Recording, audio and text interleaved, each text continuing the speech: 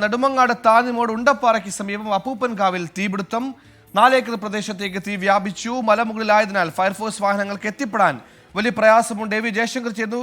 ജയശങ്കർ, ഇപ്പോഴും തീയണക്കാനുള്ള ശ്രമം തുടരുകയാണ്. എന്താണ് ഇപ്പോൾ അവിടെ സംഭവിച്ചുകൊണ്ടിരിക്കുന്നത്? സുഹേൽ, നമുക്ക് നിലവിൽ ലഭിക്കുന്ന വിവരപ്രകാരം തീ ഏറെക്കുറെ അണച്ചിട്ടുണ്ട് എന്ന് തന്നെയാണ് ഫയർഫോഴ്സ് വ്യക്തമാക്കുന്നത്. നിലവിൽ പ്രശ്നമില്ല. പക്ഷേ വീണ്ടും ഈ പ്രദേശത്ത് ഒരു തീപിടുത്തത്തിനുള്ള സാധ്യത ഫയർഫോഴ്സ് കാണുന്നുണ്ട്. കാരണം നല്ല കാറ്റുള്ള ഒരു പ്രദേശമാണ്. അതുകൊണ്ട് തന്നെ വീണ്ടും ഒരു തീ പടരാനുള്ള സാധ്യതയുണ്ട്. അതുപോലെ തന്നെ ഫയർഫോഴ്സ് ഈ മേഖലയിൽ നിരീക്ഷണം കർശനമാക്കിയിട്ടുണ്ട്. വൈകുന്നേരത്തോടു കൂടിയാണ് ഈ പ്രദേശത്ത് ഒരു തീപിടുത്തം ഉണ്ടാകുന്നത്. ആദ്യഘട്ടത്തിൽ തീ പിടിച്ചു, അത് ഫയർഫോഴ്സ് അണച്ചു. പിന്നാലെയാണ് വീണ്ടും ഒരു തീപിടുത്തം ഉണ്ടാകുന്നത്. 4 ഏക്കറിൽ അധികം പ്രദേശത്തേക്ക് തീ വ്യാപിക്കുന്ന ഒരു സാഹചര്യമാണ് ഇന്ന് ഉണ്ടായത്. എന്തായാലും നിലവിൽ നാട്ടുകാരും ഫയർഫോഴ്സും ചേർന്ന് തീ അണച്ചു. ഈ ഫയർ എഞ്ചിനും മറ്റുമുള്ള വാഹനങ്ങൾ ഇവിടെ എത്തിക്കുന്നതിന് ചില പ്രായോഗിക ബുദ്ധിമുട്ടുണ്ടായിരുന്നു.